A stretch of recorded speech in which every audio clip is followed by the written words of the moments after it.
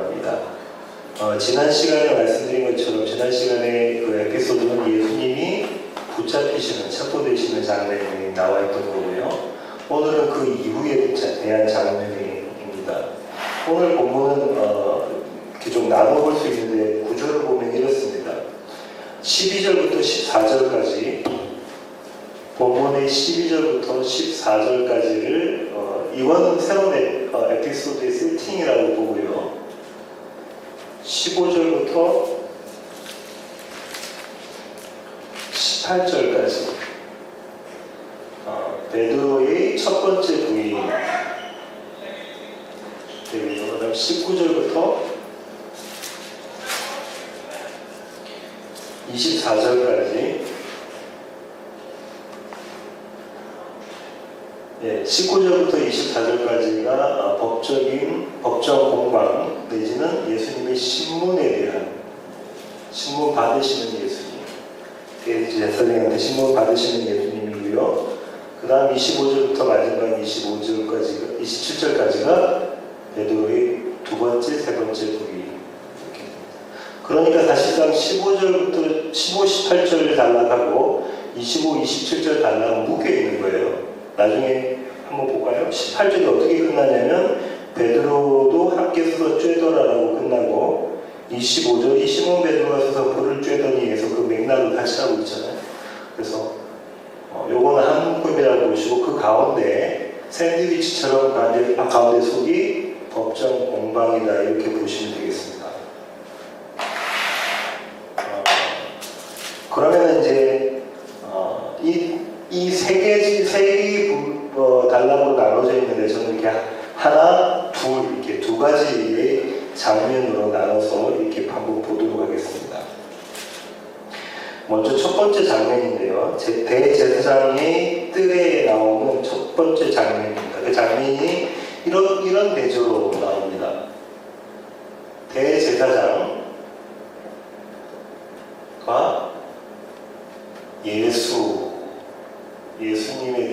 예수에 대한 대조의 장면으로 나오게 되는 거죠.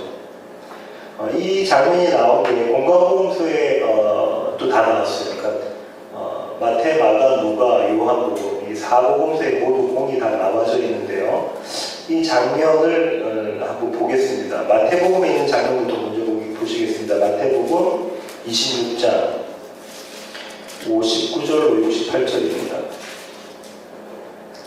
대제사장들과 온 공회가 예수를 죽이려고 그를 칠 거짓 증거를 찾음에 거짓 증인이 많이 왔으나 얻지 못하더니 후에 두 사람이 와서 이르되 이 사람의 말이 내가 하나님의 성전을 헐고 사흘 동안에 지을 수 있다 하더라 하니 대제사장이 일어서서 예수께 묻되 아무 대답도 없느냐? 이 사람들이 너를 치는 증거가 어떠하냐 하되 예수께서 침묵하시거늘 대제사장이 이르되 내가 너로 살아계신 하나님께 맹세하게 하노니 내가 하나님의 아들 그리스도인지 우리에게 말하라.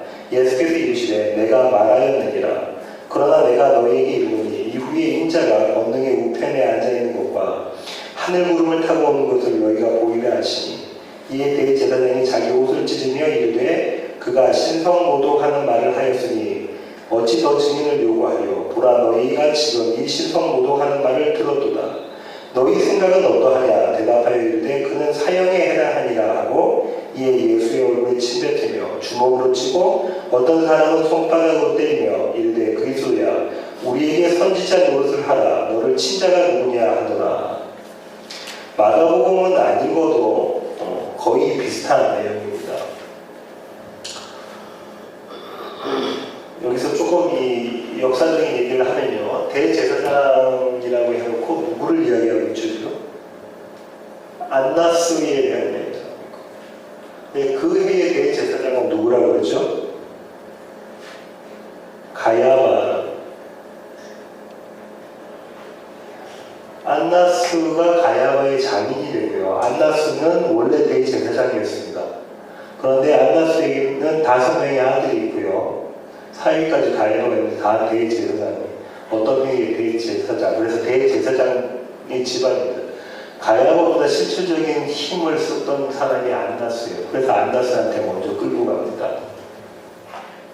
여기서 우리가 한번 생각해 보고 싶은 게 뭐냐면 대제사장으로 나오시는 우리 예수님과 대제사장인 안나스나 가야바와 예수님을 비교해 볼 때 우리가 대제사장이라 하면 생각되어지는 것이 한 두 가지 특징이 있습니다. 하나는 뭔가요?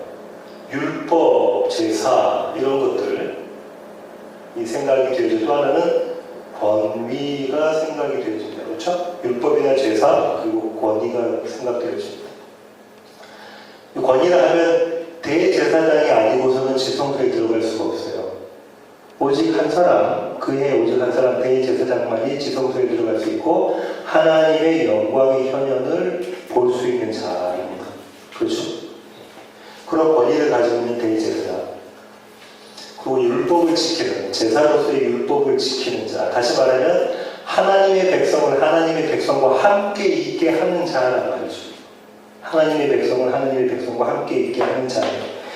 이런 특징들을 가진 대제사장입니다.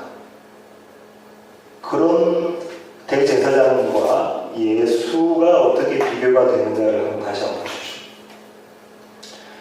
지금 19절을 보면 뭐라고 대제사장 안나스가 묻냐면 예수에게 그의 제자들과 그의 교훈에 대하여 묻니 예수님에게 제자와 그리고 교훈에 대해 물어봐요. 이 제자에 대해서 물어본 걸 가지고 유명한 신학학자 D.A. 칼슨이 이렇게 이야기를 합니다. 얼마나 많은 수의 제자들이 있느냐 아마 그런 뉘앙스로 물어봤을 것이다 라고 이야기를 하고요. 이 교훈을 물어본 거는 어떤 교훈을 가지고 있느냐라는 거죠. 왜 이런 교훈이라는 것을 물어봤냐면 신학자들은 이렇게 얘기합니다. 예수님이 하나님과 함께 하고 있는 성전 제사 이런 것들을 거부하는 형식으로 이스라엘을 하나님으로부터 떠나게 하는 자라고 생각을 하는 거예요.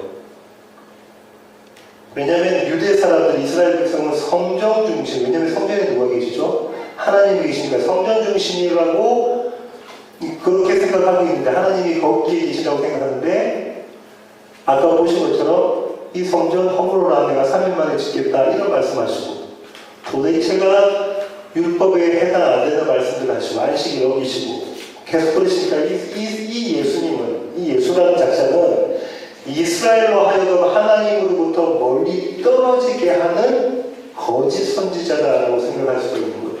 물론 이들은 대제사장이지만 나쁜 짓을 많이 했죠. 좋은 건 다 챙겨먹고 하는 나쁜 짓을 많이 했지만 근본적으로는 그런 생각을 가지고 있는 것입니다. 바리새인도 마찬가지. 그런 자들을 어떻게 성경을 하라고 했는가 한번 찾아보겠습니다. 신명기 13장 1절부터 11절입니다.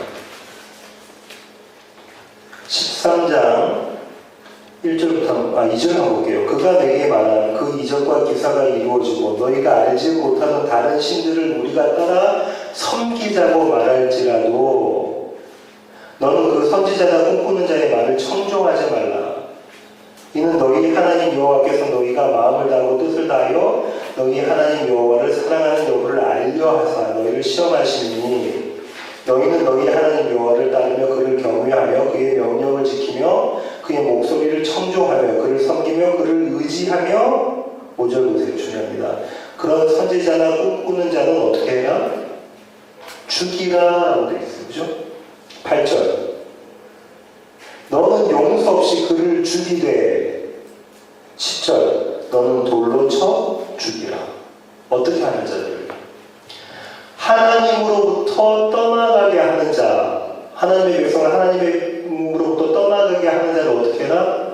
반드시 죽여라라고 말씀에 나와져 있는 것입니다. 그런 맥락이 있습니다. 그 맥락이 그렇죠. 자, 마태복음 읽어보셨지만 마가복음에도 마찬가지예요. 두 가지가 중요한 쟁점이 있는데요. 그 두 가지 중요한 쟁점이 뭐였었죠? 신문을 할 때 두 가지 중요한 쟁점이 나왔습니다. 첫 번째 쟁점이 뭐였냐면 마태복음에 나올 때 첫 번째 쟁점이 뭐였습니까? 다시 한번 돌아갈까요? 마태복음 26장 자, 첫 번째 쟁점이 61절에 나오는 뭐죠? 하나님의 성전을 헐고 사흘 동안 지을 수 있다. 네가 정말 그렇게 할 수 있니? 이게 첫 번째 쟁점이고요. 두 번째 쟁점은 그렇다면 네가 하나님의 아들 그리스도냐? 그렇죠. 그러니까 내가 말하겠다. 마가복음에서는 내가 그니라 그렇게 합니다. 그러니까 신성 모독을 끌고 갔죠. 첫 번째는 성전에 대한 얘기인데요. 이 성전을 허물고 새 성전을 내가 3일 만에 짓겠다 예수님이 그러세요. 그리고 두 번째로는 네가 정말 하나님의 아들 그리스도, 다시 말하면 뭐죠? 메시아냐, 예언되어져 있는 이스라엘의 왕으로 오실 메시아냐라고 이렇게 물어봅니다. 그러니까 내가 그다, 그러고 내가 이렇게 한다는 거죠. 이렇게 하니까 뭐라고 이야기죠? 이게 신성모독, 하나님을 모독했다. 그러면서 대제사장이 뭘 하고 있냐면 옷을 찢으면서 어떻게 하냐면, 그리고 이제 사람들한테 물어보죠. 이를 어떻게 해야 되냐. 모든 사람들이 아까 신명기 나오는 말씀처럼 사형의 처형에 마땅합니다라고 얘기합니다. 도저히처럼 말이 안 되는 거잖아요. 그들이 그토록 끔찍히 섬기고 있었던, 지키려고 노력했었던, 포로 생활부터 돌아오면 그 성전을 회복하려고 노력했던 그 성전을 무너뜨리려고 하는 자입니다. 그렇게 이스라엘 백성들이 소중히 여겼던 안식을 무너뜨리려고 하는 그 자예요. 앞서 말씀드렸던 신약학자 칼슨은 이런 얘기를 합니다. 이 사람들이 대제사장과 바리새인들, 율법학자들이 율법을 지키는 자들이었는데, 율법을 연구하고 그 율법을 지키는 자들이었는데, 만약 그들이 진정한 율법의 의미, 율법의 진정한 의미를 알았다면 예수의 추종자, 제자가 되었을 것이다. 그들은 진정한 의미에서 율법을 모르고 겉으로 드러나는 의미에서 우리가 마땅히 지켜야 할 행위로서의 율법만 알고 있었다라고 이야기를 합니다. 좋은 지적입니다. 한번 잘 보세요. 대제사장은 누구신가요? 예수님이요. 인간의 대제사장과 참 대제사장이신 예수님이 비교되면서 이 예수님이, 하나님이 피조물한테 신문 받으시고 심지어 맞으시고 침뱉음을 당하시는 이 장면이 그려져 있습니다. 대단한 역설입니다. 대단한 역설입니다. 자, 이번에 이제 두 번째 장면으로 넘어가려고 하는데요. 두 번째 장면은 오늘 본문의 15절부터 18절까지 베드로의 첫 번째 부인과 25절부터 27절에 나오는 베드로의 두 번째 부인을 묶어서 한번 보도록 하겠습니다. 묶어서. 한 장면으로 이렇게 생각하시면 될 것 같아요. 여기서도 대조가 나와요.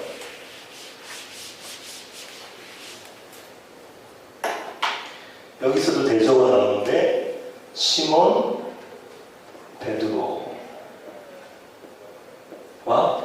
예수 그리스도, 이 대조가 나옵니다.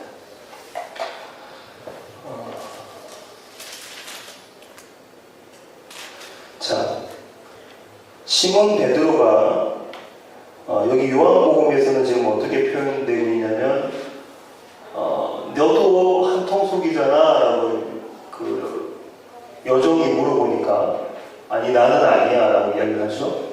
이 유명한 말인데요. 뭐냐면 영어로는 I am not이 I am not. 헬라어로는 uk eimi. 예수님이 뭐라고 이 앞에 말씀하셨죠? 예수님을 체포하러 왔던 사람들한테 에고 에임이라고 하셨죠. I am who I am, I am이라고 얘기했어요.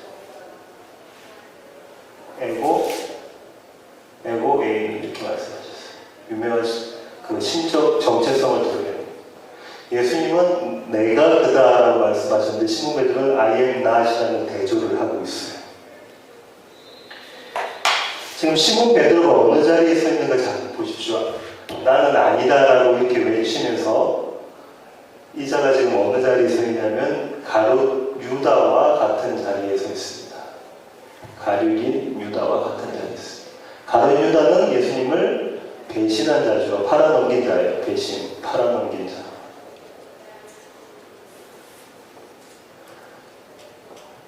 베드로는 어떤 자입니까? 예수님에 대해서 증언을 해야 되는데, 그죠? 변론을 해야 되는데 모른다라고 부인을 하는 자. 부인 결과는 뭐였죠? 아까 신명기 보니까 사형이에요. 누구를? 자기가 그토록 따랐던 스승을 사형시키는 자리에 서 있는 자의 모습입니다. 예수님은 이 장면 전에 뭐라고 말씀하셨냐면 제자들에게 예수님을 따르는 것과 따르지 않는 것에 대해서 주어지는 것이 무엇인가에 대해 말씀을 하셨어요. 한번 보겠습니다. 마가복음 8장 38절. 누구든지 이 음란하고 죄 많은 세대에서 나와 내 말을 부끄러워하면 인자도 아버지의 영광으로 거룩한 천사들과 함께 올 때에 그 사람을 부끄러워하리라.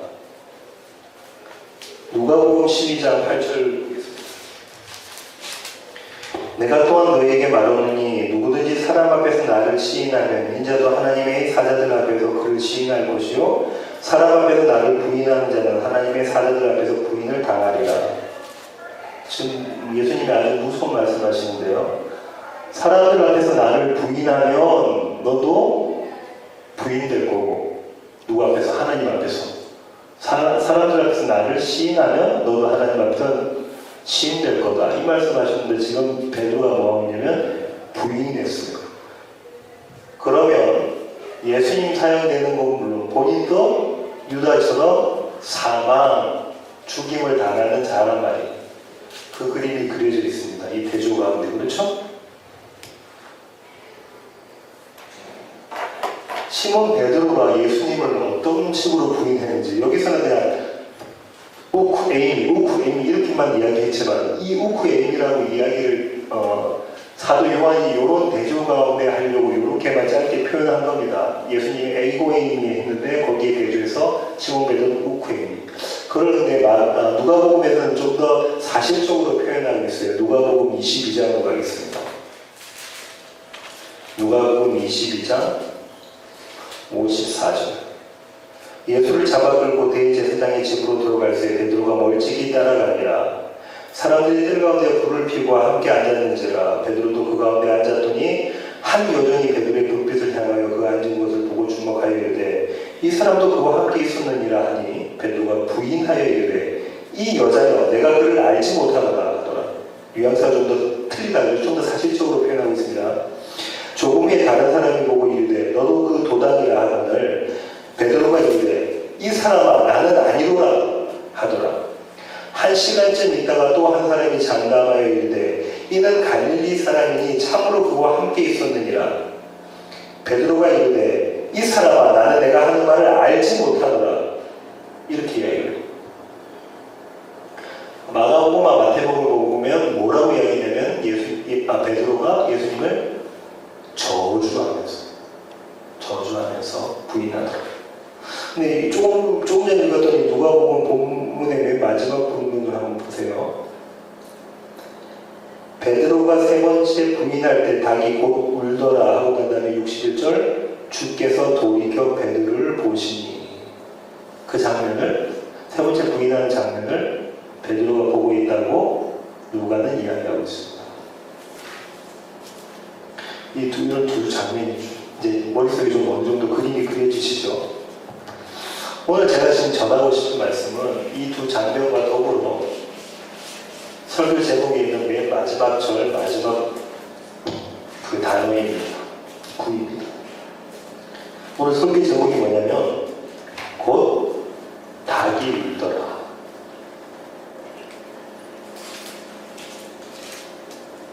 꼬꼬댁하고 곧 닭이 우는 거예요. 베드로가 난 예수를 몰라요. 바로 그 사람을 예수를 저주하고 부인하고 나니까 우크에미 하니까 꼬꼬댁하고 닭이 기다렸다는 듯이 울고 있어요. 여기서 우리가 뭘 찾아볼 수 있냐면 하나님의 약속의 성취. 이게 우리에게 뭘 안겨다 주냐면요. 이 하나님의 약속의 성취가 우리에게는 하나님의 작정과 계획, 이것의 성실하심, 값없이 보여지는 사랑, 뭐 이런 단어들을 연상케 합니다. 왜 그런지 그 이유들에 대해서 지금 한번 살펴보도록 하겠습니다. 첫 번째로 주의 깊게 봐야 될 단어가 뭐냐면요, 12절에 있는 결박된 예수예요. 결박된 예수. 결박이라는 단어를 한번 보십시오. 12절에 나와 있죠. 그 다음에 어디에 나와 있냐면 24절에 보면 안나스가 예수를 결박한 그대로, 그죠? 12절에는 예수를 잡아 결박하여, 이 단어가 헬라어로는 듀오라는 건데요. 듀오. 꽁꽁 묶는 거예요. 꽁꽁 묶는 거. 이 단어가 어디에 나오냐면 이 앞에 나왔어요. 자, 이 뒤에 것부터 한번 보고요. 19장 40절 한번 보겠습니다. 19장 40절. 이에 예수의 시체를 가져다가 유대인의 장례 법대로 그 향품과 함께 세마포, 린넨이죠, 영어로. 세마포로 쌌더라. 이때 쌌더라가 이 듀오예요. 꼭꼭 묶은 거예요. 뭐를? 시체를 꼭꼭 묶는 모습. 이 그림이 그럼 당연히 앞에도 나오게 되는 거고, 어디서 나올까요? 나사로에서 나와야 됩니다. 좀 나사로로 가보겠습니다. 11장 44절. 죽은 자가 수족을 베고 동인체로 할 때 이 동인체로가 똑같은 단어예요. 이 배는 당연히 린넨이에요. 네, 세마포로 동인체로. 수족을 통해서 움직이지 못하는 거. 그러니까 시체가 이렇게 있으면 시체를 꼭꼭 묶어놓는 거예요. 도저히 움직여가지 못하게. 근데 이때 이 시체가 이런 식으로 이렇게 묶인 채로 나사로야 나오너라 할 때 나사로가 딱 나오니까, 살아서 나오니까 예수님께서 하신 말씀 뭐라고요? 풀어나와서 잘 이렇게 돌아다니게 해라. 그게 좀 전에 지난 시간에 설교할 때 똑같은 게 쓰여졌던 게, 나사로는 단수니까 단수로 쓰여졌고 제자들은 복수니까 복수로 쓰여졌죠. 그 언제니까? 나만 데려가고 그들은 풀어나누라 하면 가게니까 그거랑 그 단위랑 똑같은 단어다. 여기서 우리가 또 한 가지 힌트를 얻을 수가 있는데, 그게 어떤 거냐면, 지금 예수님이 결박당하시는 모습, 결박된 예수님의 모습 가운데 시체, 도저히 움직일 수 없는 사망한 자, 시체의 모습으로 결박당하고 있는 모습이 그림이 그려질 수가 있습니다. 그렇죠? 이 자리에 서야 될 자리가 누구냐면, 아까 인간인 안나스와 가야바로 대표되는 대제사장과 바리새인, 서기관, 율법자들이라죠. 또 한편으로는 유다와 베드로라는 거예요. 저와 여러분이 이 자리에 있어야 되는데, 예수님께서 결박을 당하시는 모습입니다. 예수님께서 결박. 근데 이 결박이 풀어지는 날이 있었을 거 아니에요. 그죠? 언제? 예수님께서 부활하셨을 때 그렇습니다. 한번 넘어가 볼까요? 요한복음 20장 7절. 또 머리를 쌌던 수건은 세마포와 함께 놓이지 않고 딴 곳에 쌌던 대로 놓이더니, 여기서 쌌더니 똑같은 단어. 지금 어떤 그림을 사용하는 그림이냐면, 예수님처럼 그리고 나사로처럼 그렇게 죽어야 마땅한 자들, 그렇게 해서 바울의 표현대로라면 썩은 시체와 똑같이 묶여져 있는 거예요. 나는 살아있는데 썩은 시체와 똑같이 묶여져 있어 내가 죽은 자라는 걸 인식하고 있는 그 모습, 그 가운데 있던 자들이, 이제 그런 자들은 어떻게 되는 거예요? 예수 그리스도를 통해서 예수님이 살아나셨던 것과 똑같이 예수님과 연합해서 살아나는 모습이 그림에 그려져 있는 거죠. 엄청 은혜가 되죠. 엄청난 예수 그리스도를 통한 구원. 사도 요한이 단어까지도 왜 그렇게 집어넣었을까 한번 생각해 보시기 바랍니다. 두 번째는요, 14절에 나오는 유익한 권고입니다. 안나스의 사위 가야바, 그 해의 대제사장이 뭐라고 이야기하냐면, 유익한 권고인데요. 뭐라고 이야기하냐면, 14절 볼까요? 가야바는 유대인들에게 한 사람이 백성을 위하여 죽는 것이 유익하다고 권고하던 자들로다. 11장 50절로 가겠습니다. 거기에 그 중에 한 사람, 그 해의 대제사장인 가야바가 그들에게 말하되 너희가 아무것도 알지 못하는도다. 한 사람의 백성을 위하여 죽어서 온 민족이 망하지 않게 되는 것이 너희에게 유익한 줄을 생각하지 아니하는도다 하였으니. 그러고 난 다음에 사도 요한이 여기다 대해서 코멘트를 합니다. 주의를 달죠. 51절부터입니다. 이 말은 스스로 함이 아니요 그 해의 대제사장이므로 예수께서 그 민족을 위하시고 또 그 민족만 위할 뿐 아니라 흩어진 하나님의 자녀를 모아 하나가 되게 하기 위하여 죽으실 것을 미리 말함이로다. 이사야 49장 6절에 나와 있는 이 얘기를 끌고 와서 지금 사도 요한이 해석을 하고 있는 거예요. 자, 보십시오. 대제사장 가야바가 뭐라고 하냐면 한 사람을 대신해서 이스라엘 전체를 구원하는 것이 더 유익하다라고 이야기를 하고 있잖아요. 이 사건이 어디에 있었냐면 나사로가 살아나고 난 다음에 많은 사람이 예수 그리스도를 따르고 난 다음에 이 사건이 그 가야바가 이 얘기를 합니다. 그런데 지금 사도 요한은 뭐라고 말하냐면 이게 엄청난 역설이다 라는 말을 하고 있는 거죠. 왜냐하면 대제사장인 가야바가 의도했던 그것이 진짜 맞다는 거예요. 근데 그것이 민족적인 유대인, 이스라엘이 아니라 하나님의 교회, 하나님의 백성인 교회를 살리기 위해서 주님께서 그렇게 하신다라는 그림을 그리고 있잖아요. 대단한 역설입니다. 요한은 이렇게 해서 계속해서 하나님의 창세적인 언약, 하나님 스스로의 언약, 하나님의 작정하심이 어떻게 성취되는 것을 하나하나씩 보여주고 있습니다. 세 번째로는 베드로의 부인이에요.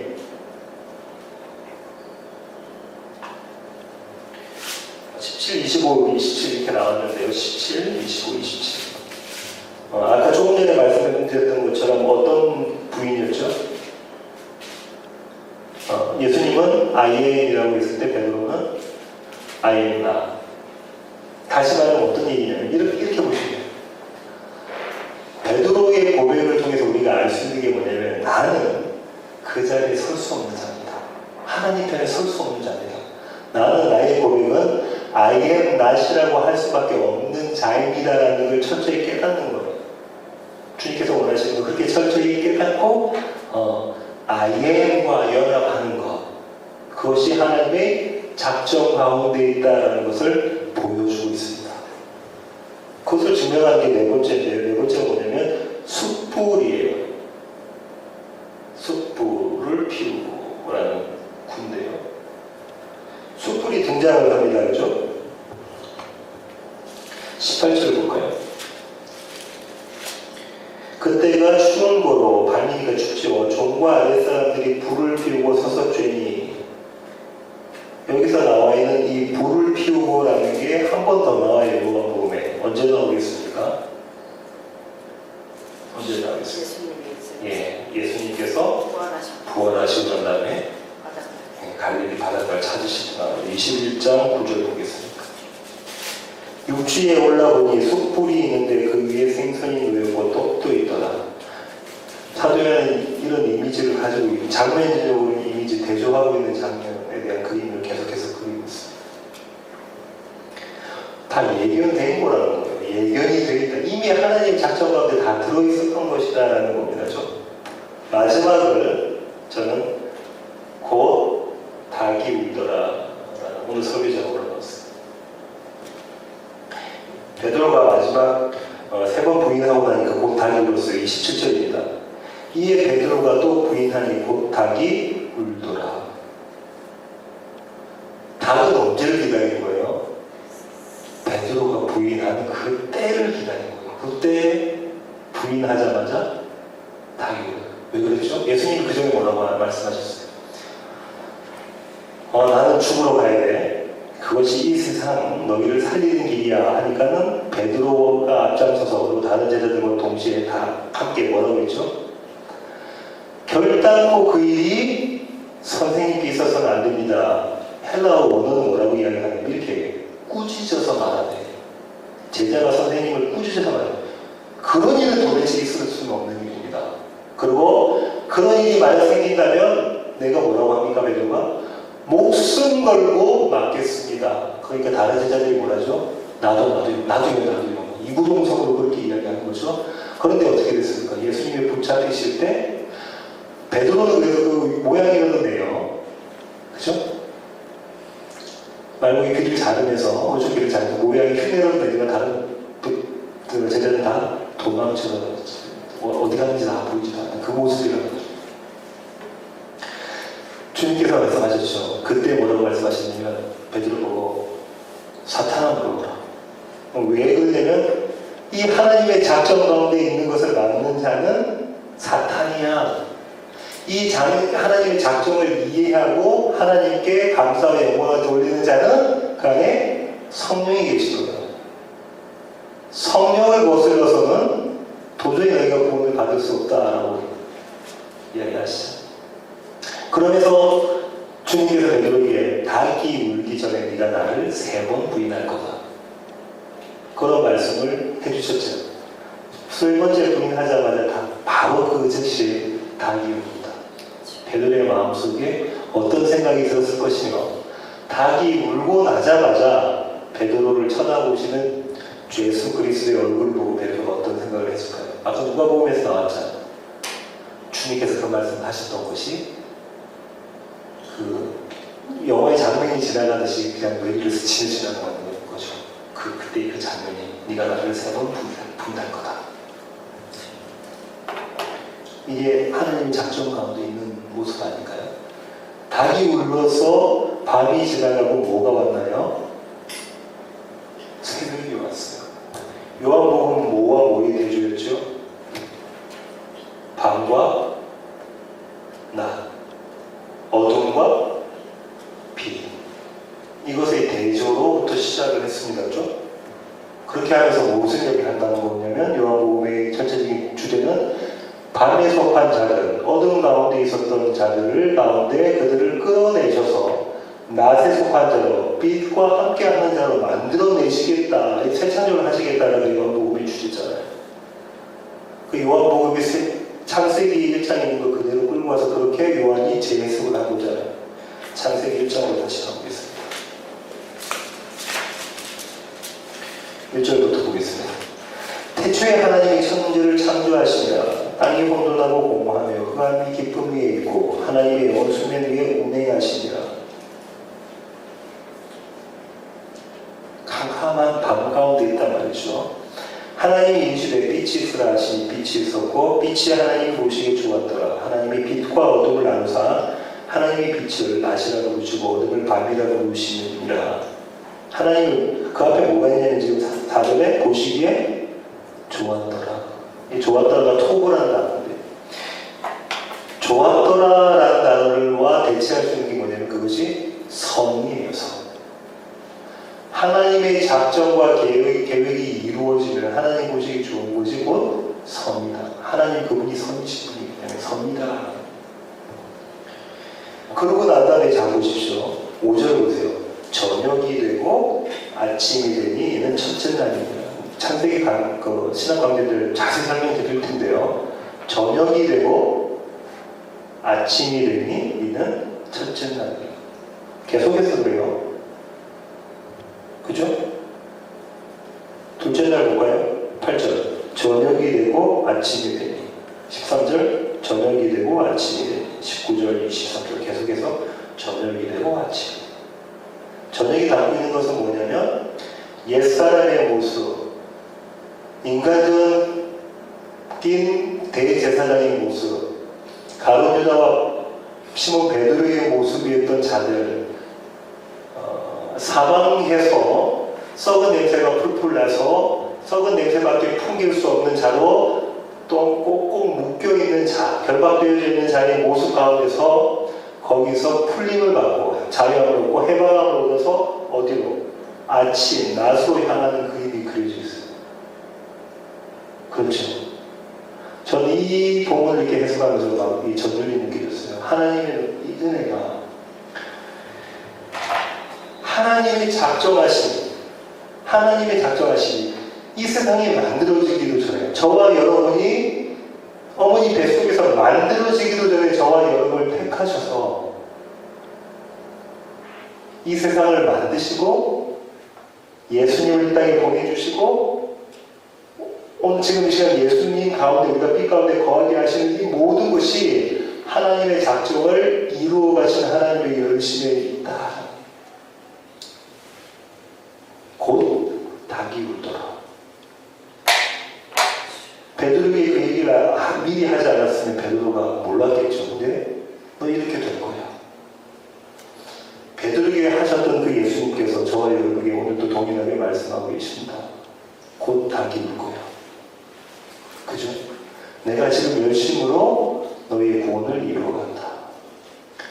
너희의 어떠함이 아니라 너희의 지혜와 너희의 능력이 아니라 나의 열심으로 너희에 대한 나의 사랑으로 나의 지혜로 나의 능력으로 내가 너희를 구원한다.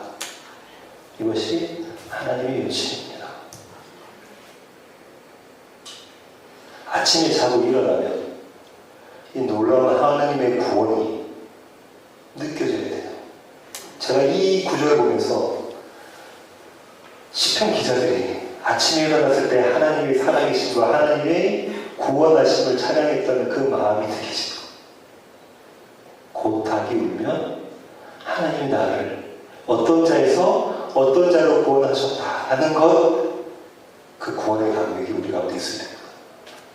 또 한편으로는 아침을 여시는 그 하나님께서 오늘 또 나의 구원을 신실하게 이루어 가시는 그 하나님의 열심에 대한 하나님의 인도하심에 대한 기대가 있습니다. 저와 여러분이 그 하나님의 열심 가운데 은혜 가운데 온전히 거하기를 원합니다. 아멘. 그렇습니다. 하나님의 은혜가 아니면 이렇게 서 있을 수 없는 자임을 저희들이 깨닫습니다. 하지만 하나님, 이 땅을 살아가는 저희들은 하나님이 아니고서도 서 있을 수 있다고 착각하면서 선언합니다. 하나님의 말씀을 통해서 우리가 그 착각에서 깨어나게 하여 주시고 우리가 어떠한 자인지를 발견하게 하셔서 사망하여 시체의 모습으로 결박당해 있는 나의 모습을 바라보게 하시며 그 가운데 나사로야 나오너라는 그 음성을 통해서 저희들을 불러내신 그 놀라우신 하나님의 은혜를 경험하는 하루하루의 삶이 되게 하여 주시옵소서. 하나님, 베드로가 닭이 울었던 그 모습을 그리면서 아침마다 일어나면서 새롭게 여신 하나님의 놀라우신 새날들을 기대하며 살아가는 저희들 되게 하여 주시고 하나님의 열심을 우리의 삶 가운데 매일매일 경험하게 하여 주시옵소서. 이제는 우리 주 예수 그리스도의 놀라우신 구원의 능력과 독생자 아들을 이 땅에 보내신 성부 하나님의 그것이 그리고 한량없으신 그 사랑과 우리 안에 내주하셔서 날마다 우리로 하여금 하나님의 신실하심을 찬양케 하신 성령님의 충만하심이 이제 주님 앞에 머리 숙인 우리 세워지는 교회의 모든 지체들과 또 이 자리에 참석하지 못한 남은 지체들 머리 위에 이제부터 영원토록 함께 하시기를 예수 그리스도의 귀하신 이름으로 간절히 축원하옵나이다. 아멘.